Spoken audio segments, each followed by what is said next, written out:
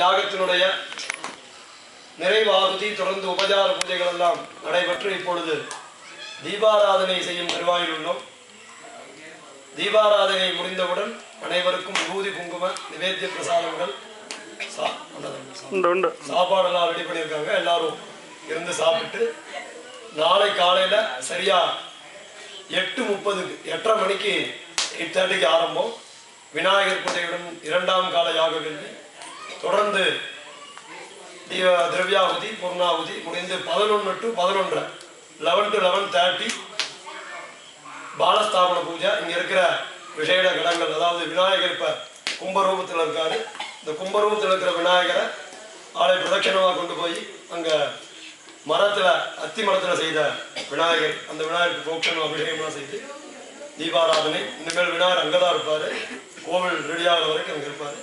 ஆனால் நாளைக்கு அந்த 11 to 11 ரொம்ப முக்கியம். அதனால எல்லாரும் 10 மணிக்கு எந்திரிச்சு சௌரியமா வரலான்னு இருக்க வேண்டாம். 8:30க்கே வந்துடணும். எல்லாருமே ஆரம்பத்துல இருந்து இருந்தா தான் புரியும். இப்போ நீங்க நேரத்துல இருந்து பார்த்தவங்களுக்கு ஏதோ கொஞ்சம் புரிஞ்சிருக்கும். அடுத்த தடவை பண்ணும்போது நல்லா புரியும். இப்போ வந்திருக்கவங்க நாளை காலையில் வர போறவங்க அவங்களுக்கு ஒன்றும் புரியாது. நோ பண்ணிட்டு இருக்காங்க, அடுத்து முடிஞ்ச உடனே பிரசாத சாப்பாடு அப்படிதான் இருக்கும். அதனால நாளைக்கும் வரணும். நாளைக்கு ஆரம்பத்திலே வந்து விநாயகர் பூஜையிலிருந்து கண்டுபிடித்து இந்த பிள்ளையாருடைய பிரசாதத்தை பெற்றணும் அப்படின்னு பிரார்த்திக்கிறேன். இப்பொழுது தீபாராதனை தொடர்ந்து நிவேத்திய பிரசாதங்கள் விபூதி பிரசாதம் வாங்கிட்டு